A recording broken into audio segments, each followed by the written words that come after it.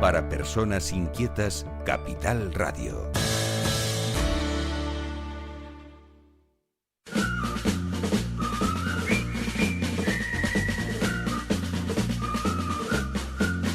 Y nosotros otro día más aquí, un día curioso, porque yo pensé que iba a ser esto una hecatombe. No, va bien, controlado. Entonces no va mal, pero llueve, don Carlos, ¿no?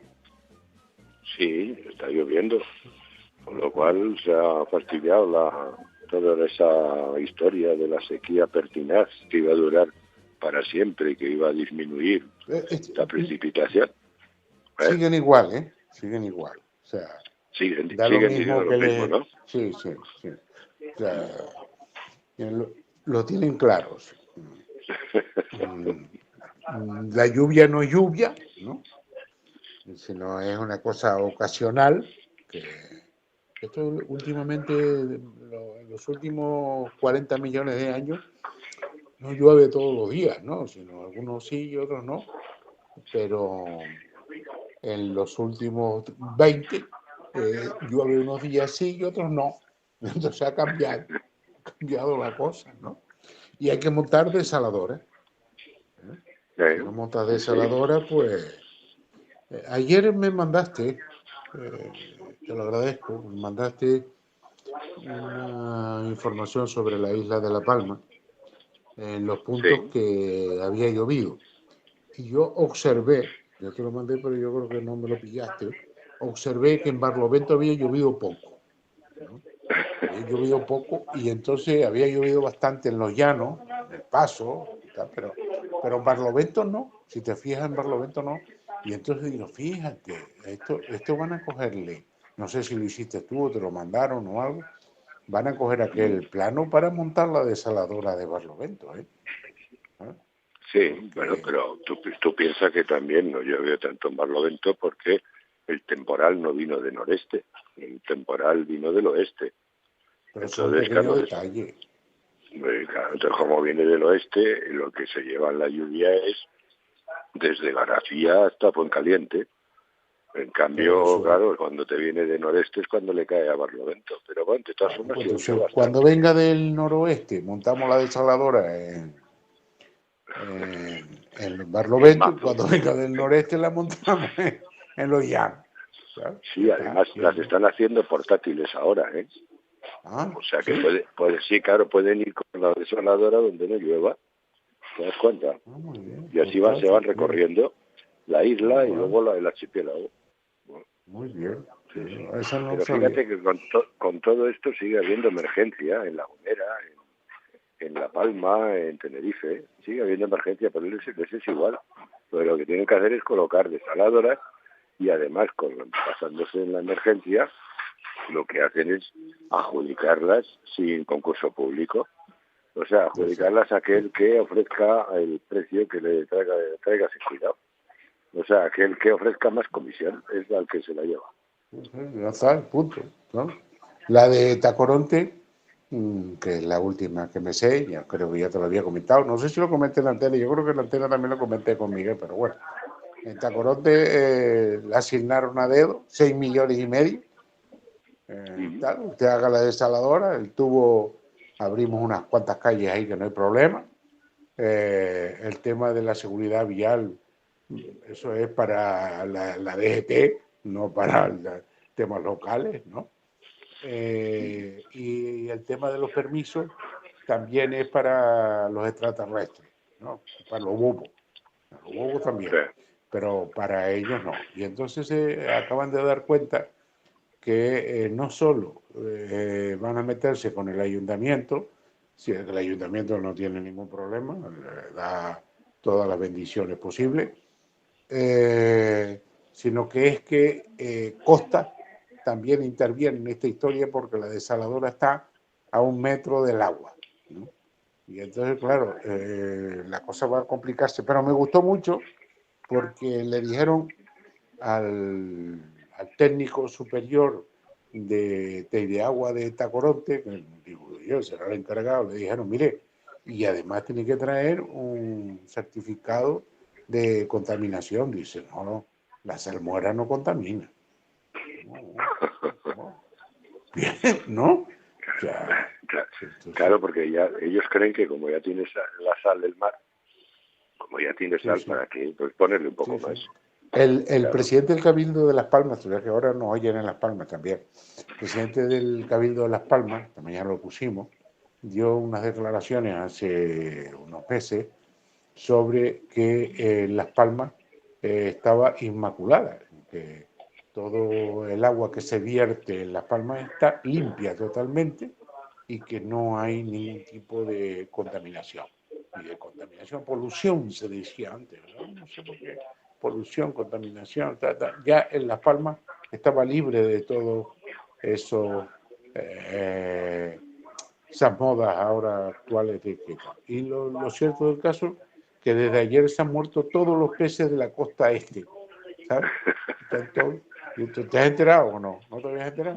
No me había enterado. Se han muerto todos, los chicos, los grandes, los medianos, se han muerto todos los peces. Hay una escabechina allí, pero no saben de qué. Es un ácido que se ha metido, que se les ha escapado, debe ser, ¿sabes? Y entonces los peces, chimpum, ¿no? Pues los peces no comen cuentos, ¿no? Y todos los peces de la costa este, dices. Sí. Todo está en una nata de peces, y todo muerto, ¿no? Y viva la no sé lo que digo, que la ignorancia, no sé ya ni qué decir, ya. Viva la Pepa, viva la Pepa. Bueno, también tenemos otro problemita en la Fuente Santa de La Palma. Bueno, el problemita lo tienen los otros, creo, más bien, ¿no? Los del balneario. Ahora lo vas a explicar tú. Sí, es verdad. El tema de la sentencia que acaba de salir. Sí, lo que pasa, sí, hay que explicarlo, porque lo que abre la puerta a lo que puede pasar en el futuro. La cuestión es que cuando el partido que estaba en el poder en el 2014 exactamente, que hubo una moción de censura y se puso a gobernar el PSOE con el PP, que nombraron de consejero de Aguas a Carlos Cabrera. Ese consejero de Aguas, Carlos Cabrera, se hizo cargo de la Fuente Santa. Entonces, este hombre, aunque yo le expliqué que la Fuente Santa se estaba enfriando, él me preguntó cómo lo podía demostrar. Yo le dije que él, como era consejero de Aguas, podía pedirle al Consejo Insular de Aguas que le diera los registros de temperatura. Entonces, pues claro, el hombre lo pidió y allí se demostraba que la fuente en enero del 2014 se había enfriado 10 grados. Bueno, pues aun diciéndole eso, el hombre cuando asumió el poder y fue consejero de Aguas, pues lo negó todo. Y entonces dijo que no era verdad. Eso que además que había sacado los datos él, del Consejo. Bueno, pues lo niega todo. Yo guardo todavía esos datos, los tengo yo. Es un tomo de 1000 páginas que consiguió este hombre, pero era cuando era oposición. Bueno, pues total, que lo niega, y entonces lo que hizo fue pues una huida hacia adelante, que luego ya nos demostró en muchas otras cosas que es una forma común de hacer política de él, porque ahí está la tubería de la costa, ahí está el Pozo del Roque, la tasa única, todas esas cosas que este hombre ha hecho ha sido siempre pues una huida hacia adelante. Bien, pues en este caso, su huida hacia adelante fue negar que se había enfriado la fuente y en vez de arreglarla, pues lo que hizo fue proponer un concurso de ideas para ver quién montaba él creía que era un balneario, pero el pliego de bases estaba tan mal redactado que en vez de un balneario las soluciones que los arquitectos dieron fue de un parque acuático.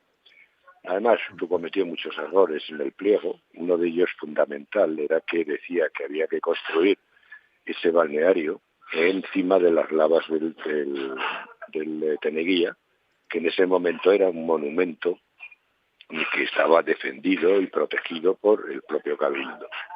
Bien, pues ¿qué pasó? Que cuando hizo ese monumento, y digo, cuando hizo ese concurso, terminó dándole el premio a una solución hecha por un arquitecto, se llamaba Federico Soriano.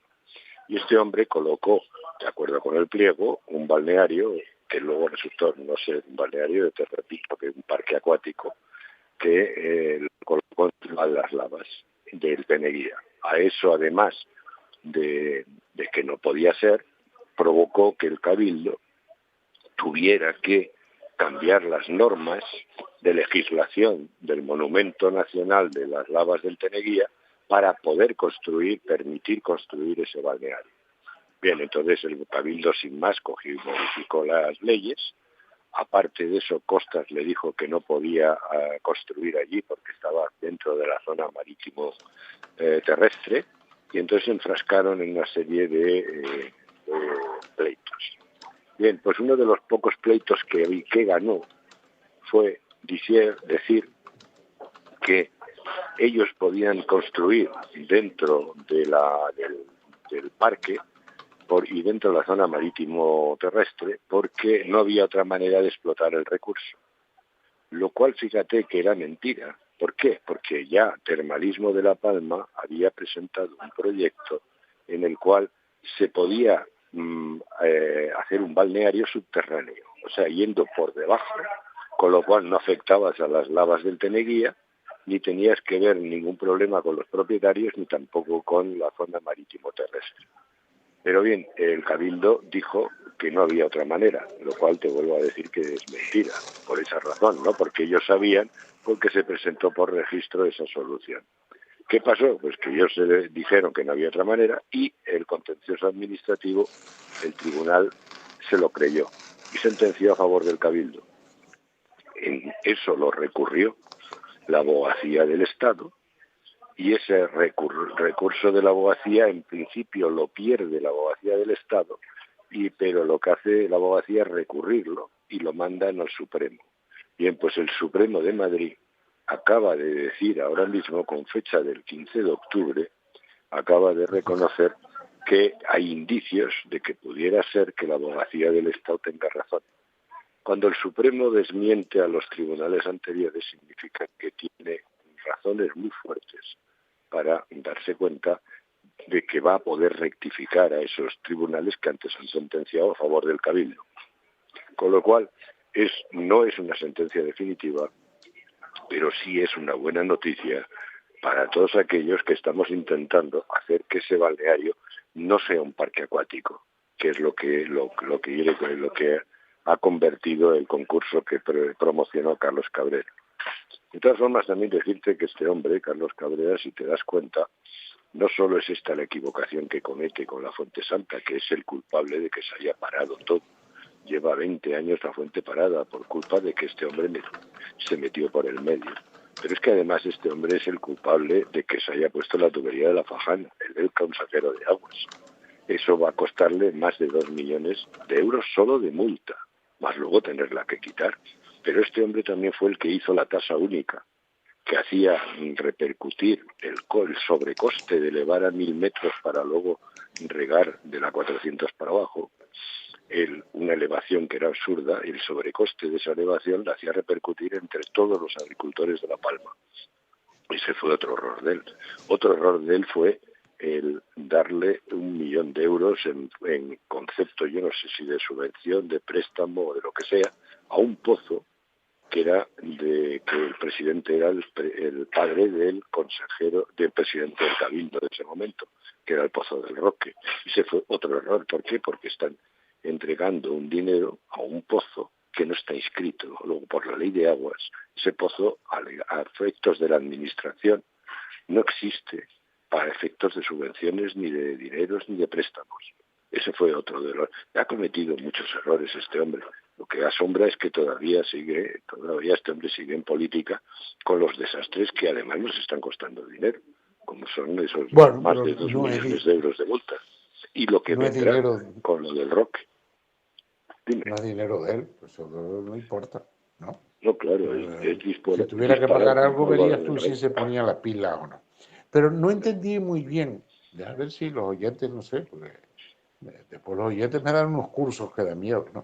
pero no entendí muy bien por qué no se está contento totalmente, porque todavía pueden hacer otros recursos sobre la sentencia del Tribunal Supremo, ¿o qué? No, vamos a ver, la cuestión es que ahora mismo, el Cabildo modifica las normas de protección para que se pueda hacer ese balneario, ya te digo que mal dicho balneario, es un parque acuático, ¿no? Pues modifica las leyes. Bien, eso lo recurre la abogacía del Estado, los tribunales le dan la razón al Cabildo, y ahí sí estaba la cosa, hasta que llegue en la abogacía y pone un recurso de casación en el Supremo. Al poner ese recurso y el Supremo, con los argumentos que da la abogacía, decirle que hay indicios de que eso no sea legal, ¿por qué? Pues por lo que debe ser porque hay otras alternativas para poder aprovechar el recurso. En ese momento lo que se está haciendo es que se abre la puerta a que ahora la abogacía del Estado presente las pruebas de que hay una alternativa y que por tanto no hace falta cargarse las lavas del Teneguía que llevan 50 años protegiéndola para ahora de repente venir y construir un montón de piscinas y de edificios ahí encima. ¿Te das cuenta? O sea que ya ahí tienen algo, un documento donde agarrarse, porque ellos decían que ahí no había ningún problema, que esto era una maravilla, estaba todo claro, iban a ser el balneario, el parque acuático, lo que no sé qué era al final, porque era hasta toboganes tenía, ¿no? No sé qué era. Sí, un parque acuático, porque además encima era feo de narices, la solución. Hubo en el concurso 100 soluciones que presentaron la gente, y había algunas verdaderamente espectaculares, pero le dieron el premio, yo creo que era más fea de todo. Ahora, ¿por qué se le dio el premio? Pues eso habría que averiguarlo. Oye, y es una curiosidad, no sé si la sabes o no. ¿El premio estaba dotado con alguna cantidad económica o no? Sí, creo que eran, no sé si 30.000 euros que se le pagaron ya. No, pero es más, ha habido mucho más que eso, más gastos, porque se han producido gastos de visitas de Federico Soriano, y luego además incluso se llegó a firmar un contrato de 300.000 euros para redactar el proyecto. Claro, tú imagínate que ahora venga el Supremo y diga que ahí no se puede hacer nada, a ver qué pasa con todo eso. Bueno, y no solo eso, sino que también el Cabildo expropió los terrenos. No todos, porque hubo un grupo de propietarios que le pusieron una denuncia porque no estaban de acuerdo con la expropiación. Y pues resultó que la ganaron. Y está ganada, con lo cual ahora lo que está en la sentencia, si en todo caso lo van a construir, tendrían que volver otra vez hacia atrás y volver a hacer los trámites de expropiación. Pero lo que pasa que si ahora de repente el Supremo, cuando a la abogacía del Estado presente lo que es el recurso de casación completo, y la abogacía, y el Tribunal Supremo le dé la razón a la abogacía del Estado, en ese momento se para todo eso y a ver qué pasa con el dinero del premio, porque resulta que el premio entonces no es legal, ni tampoco con el dinero que le dieron, con el dinero de expropiación que se ha hecho. Entonces, a ver qué va a pasar con todo eso, más el contrato de los 300.000 euros. Claro, el follón en el que se puede meter el Cabildo, si el Supremo termina sentenciando a favor, es bastante grande. Curioso. No, y además, fíjate, curiosamente salpica a Coalición Canaria, al PP y al PSOE. A los tres partidos les salpica. ¿Por qué? Porque los tres partidos intervinieron en toda esta historia. Y en toda esta historia los tres hicieron la huida hacia adelante. Negar que la fuente se les ha enfriado y poner el balneario de Soriano encima de las lavas del Teneguía. Esa obcecación ha llevado a todo este problema. Al final, lo que está claro es que la fuente está en Chimpún, ¿eh? O sea, ahí nada ya, ¿eh? Yo No, dudo no, mucho. no, que va al revés. Tú fíjate que eso al revés. Ahora mismo es lo que te está diciendo es que tú, encima del Teneguía, no puedes hacer nada. Lo que sí puedes Eso. hacer es la solución que hemos propuesto nosotros desde el año 14 o 15, que es hacer el balneario subterráneo, sacar el agua y hacer centros termales y hacer un museo histórico. Es que es al revés. O sea, Debajo sí se puede, claro, sí, después de 20 años nos han terminado dando la razón de hacer el balneario debajo. ¿Por qué debajo? Porque debajo están enterradas las charcas. Esas charcas donde se bañaba la gente son las que nosotros sabemos dónde están, las podemos rescatar, las podemos excavar y allí producir los baños de toda la gente. y Fíjate lo recuperar que la temperatura. Claro, y recuperar la temperatura, que eso es lo que... Pero claro, para recuperar la temperatura hay que ver cómo lo hacemos, porque puede ser que se pueda con la infraestructura actual o haya que volver a encontrar el agua, pero como no me dejan entrar, porque me tienen prohibida la entrada, porque claro, también es verdad que cada vez que entro, yo cojo luego y digo lo que he visto, y claro, eso no les gusta a nadie. Ahora mismo la fuente está cerrada, a cal y canto, y eso que han hecho un centro de visitantes, y desde hace 3 años o 4, está cerrada a cal y canto, lo cual es una vergüenza. Haberse gastado ese dineral para tenerlo todo cerrado, y todo por no reconocer un error, que es que se equivocaron primero entregando la fuente al Cabildo, que no tenía técnicos para que llevaran ese tema, y luego se equivocaron porque confiaron en los técnicos y los técnicos se llevaron la fuente por delante. Bueno, ayer me dijiste una cosa, estábamos fuera de micrófono, que me dejó asombrado. Bueno, ya yo creo que con el agua me asombro de poco ya. Porque ya desde hace 50 años ya se decía que había que tomar posesión del agua porque era un poder, al final era un poder para influir en montones de cosas y efectivamente algunas empresas lo están consiguiendo. Pero ayer me hablaba del Barranco del Infierno y me eché las manos a la cabeza. Ya el Barranco del Infierno, por lo visto, también le han hecho unos agujeritos paralelos para acabar con el agua del barranco, o te entendí mal. No, pero eso hace años ya. Hace años se hizo un pozo a cota muy alta, que luego lanzó una galería de fondo, y ese pozo con esa galería de fondo pues mermó los nacientes que había arriba. Y entonces disminuyó muchísimo el caudal. Pero eso es lo que nadie quiere hacer nada con eso, con ese tema. Hay ciertas cosas que según quien las ha hecho no provocan el que nadie se mueva para ponerle remedio. Y eso es lo que es el poder que tiene alguna gente que se dedica al agua sobre los políticos que nos gobiernan. Entonces, el Barranco del Infierno tiene mucha menos agua que hace ¿cuánto tiempo? Pues hace 40 o 50 años. Y no es por el cambio climático. No, es porque le han hecho unos agujeritos.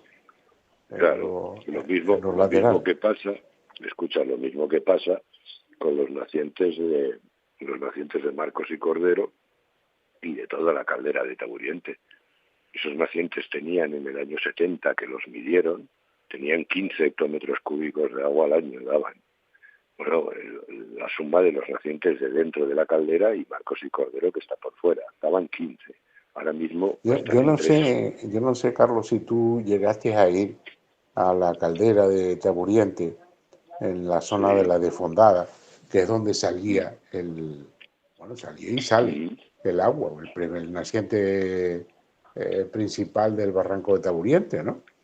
Y entonces aquello, yo recuerdo, estoy hablando de los años 75, puede ser, si yo empecé a estudiar, en 75, 76. Y aquello era un pepinazo de agua, aquello caminaba más de 30 metros, de 30 y 40 metros de cuando salía del risco, ¿no? La desfondada. ¿Tú has estado arriba? Sí, pero no y en ahora, esos años, yo estuve en el 80. La última vez que lo vi me dio risa, porque ya ha perdido la fuerza, ¿sabes? Hombre, tú fíjate la reducción. Cuando tú lo viste daban 15 hectómetros cúbicos. Esos son 15 millones de metros cúbicos de agua al año. O sea, 15.000 millones de litros. Ahora esos 15 se han convertido en 3. Y además saliendo con agua de galerías. O sea, fíjate el destrozo que se han hecho. Pero pues eso significa que esa zona, ese acuífero que alimenta a los nacientes, está sobreexplotado. Bueno, pues ahora mismo nadie es capaz de definir que ninguna zona en Canarias esté sobreexplotada. Y date cuenta, por ejemplo, te pongo un ejemplo, Gran Canaria, había 5.000 nacientes. Ahora no llegan ni a 1.000. Y el caudal se ha reducido a la milésima parte. Nadie es capaz de decir que Gran Canaria ha sido sobreexplotada. Y es evidente que lo ha sido. ¿Pero por qué?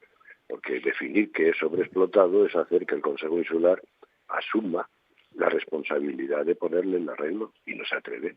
¿Por qué? Pues porque eso afecta a gente que tiene agua y a gente que son muy poderosos, entre ellos los que colocan a nuestros políticos.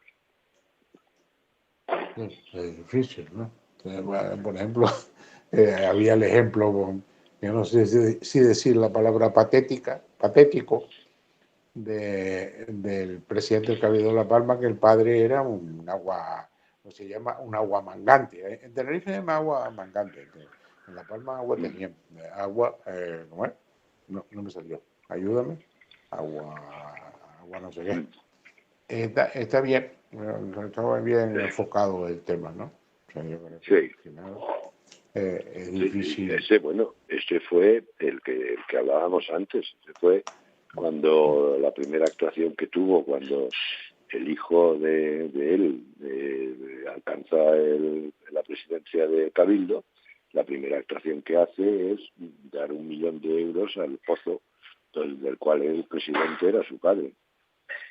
Ese 1 millón de euros que se da un pozo que no está inscrito.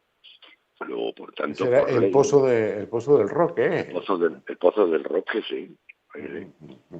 Además, un pozo que se paró en su día, se paró porque al dar el agua al túnel de trasvase, soltó tal cantidad de agua que, claro, no como lo que hicimos nosotros cuando dimos el agua era meterla en las redes de construcción.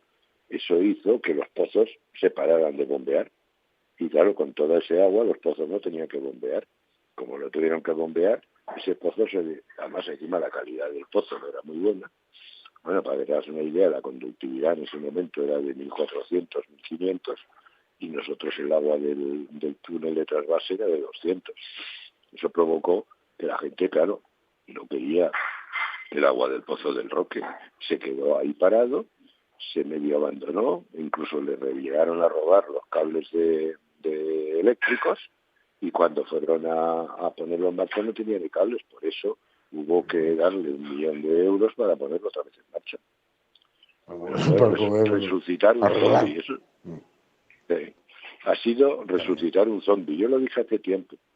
¿Por qué? Porque ese pozo ahora mismo está dando una conductividad que no vale para ningún tipo de uso. Pero tienen que justificar que sacan agua porque se supone que tienen que devolver el dinero a base de agua. Pero claro, no nos sirve para nada. ¿Tú ves? ¿Y esa agua dónde la están mandando? Eso que no sirve para nada. ¿Algún barranco o no sabe? Bueno, ese agua la cogen junto con otro pozo que se llama el Pozo del Carmen, que pasa, es una historia muy parecida a la del Roque. Pero ese pozo no es de... Ese pozo, las acciones son más repartidas porque hay mucha gente de Fuencaliente que las tiene, y esos dos pozos que dan un agua de muy mala calidad la mandan a Duares, que en Aduares se junta con el agua del túnel de trasvase, que es de muy buena calidad y por lo tanto mejora todo, y luego la elevan a 1.000 metros para bajar luego e ir a dar agua a la zona del Paso, y la que sobra para el Valle de Aridane. Bueno, don Carlos, se nos acabó el tiempo. Sí. ¿El tiempo donde estás está bueno? ¿Te puedo decir dónde estás o no? Sí, estoy en Madrid. Vale, bueno, dijiste tú y así no lo dije yo. ¿Está la temperatura agradable?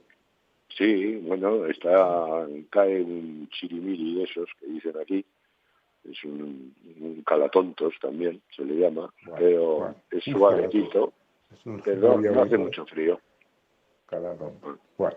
Oye, muchas gracias y hasta la próxima semana. A lo mejor el lunes, ¿cómo lo tienes? El lunes. Y hablamos el lunes un ratito. No, el lunes estoy todavía aquí.